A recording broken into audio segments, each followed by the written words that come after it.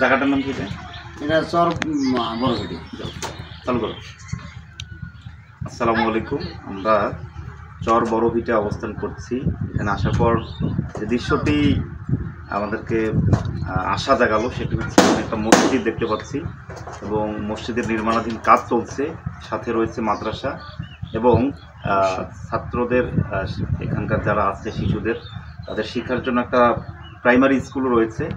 সব দিক থেকে আশাবাদী একটা জায়গা। তো আমরা মসজিদে অবস্থান করাকালীন এখানে একজন মুরব্বী পেয়েছি, তার সাথে একটু চর অঞ্চলের মানুষের জীবন প্রবাহ নিয়ে কিছু কথা বলতে চাই। কেমন আছেন?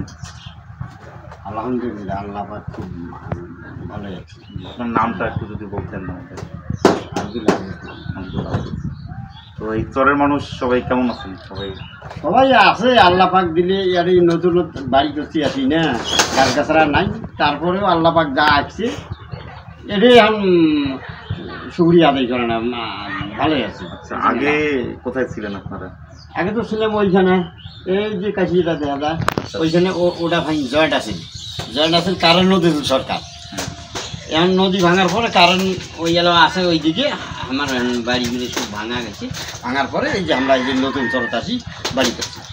এই যে নতুন যে চর আপনারা আসলেন, এখানে বাড়ি করছেন, এটা কিভাবে? মানে যে যার মতো ইচ্ছা করে বাড়ি নাকি জমি? না না, যার যার জমি টাইম টাইম বাড়ি করছি। হয়তো আমার নাই, আমি হয়তো একজন এক ভাই বলছি যে আমাকে না জায়গা দাও, হয়তো বদল নেন না টাকা নেন না, হয়তো ইয়ের পরিবর্তে ঠাই ঠাই থাকার মতন তো বুদ্ধি নাই। চাপ ধরি না থাকলে চোস্তা ছাড়ার ভয় নয় চর এলাকা।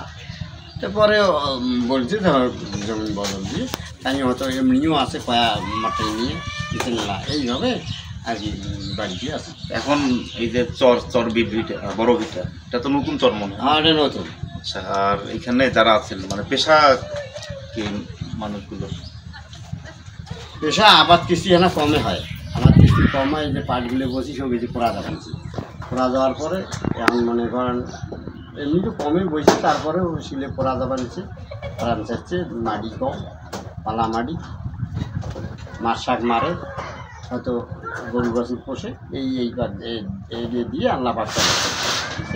যেহেতু চর একেবারে দুর্গম একটা চর, এটা নতুন চর, আর দেখা গেল যে আপনাদের কোনো বড় রোগে কেউ আক্রান্ত হলো বা এমার্জেন্সি খুবই মানে জীবন যায় যায় অবস্থা, তখন কি করেন? তখন তো ওই যে লোকগত করে নিয়ে যাই, হয়তো কুড়িগ্রাম নিয়ে যাই। এইখানে যদি মনে করেন সিলমারিতে না পায় হাসপাতালে, তখন হয়তো কুড়িগ্রাম যাই, অম্বুজ যাই, এইভাবে। এখন বেশি রকম হলে এটাই যাই। নৌকা কেন্দ্রিক লোকে খেয়াল লোকে আছে। আরেকটা বিষয় মানে খুব জানার ইচ্ছে করতেছে যে আপনারা এখানে আছেন, মানুষ তো মরণশীল, মানুষকে তো মৃত্যুর স্বাদ গ্রহণ করতে হয়। তো কেউ মারা গেলে তার লাশটা কোথায় দাফন করা হয়? ওইটাই নিত অনেকে।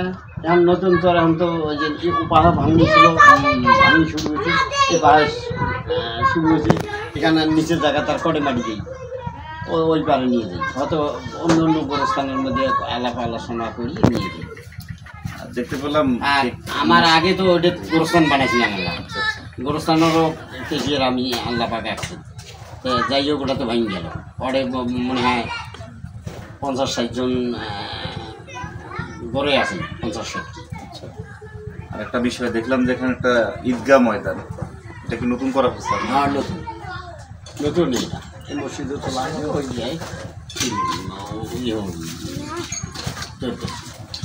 খুবই ভালো লাগলো আপনার সাথে কথা বলে। দোয়া রাখবেন। আচ্ছা, তোমরা দোয়া করেন।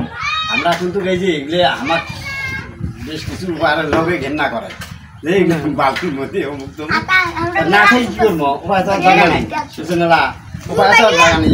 যে হোক আবাদ না হোক, হয়তো দুটো গরু পুষি, বেচাই, হয়তো খাই, এইভাবে মাছ মারে, এইভাবে চলছে। নিচে কথা আল্লাহ কাছে মুরব্বীর সাথে কথা বললাম, তার কথার প্রত্যেকটা শব্দে বাক্যে সরলতার একটা বড় একটা পরিসর এখানে ধরা দিয়েছে। এরকম মানুষই আমাদের এই চরাঞ্চলের মানুষজন আসছেন, তাদের জন্য শুভকামনা। আল্লাহ যেন তাদের জীবনকে সুন্দর গোছানো করে রাখেন এবং সেই সাথে এখানকার যে কচিকাঁচা, তাদের সাথে আমরা একটু আগে গল্প করলাম, মিশলাম, তাদের ভবিষ্যতের জন্য সম্ভাবনাময় হয়ে ওঠে এই প্রত্যাশা রাখছি।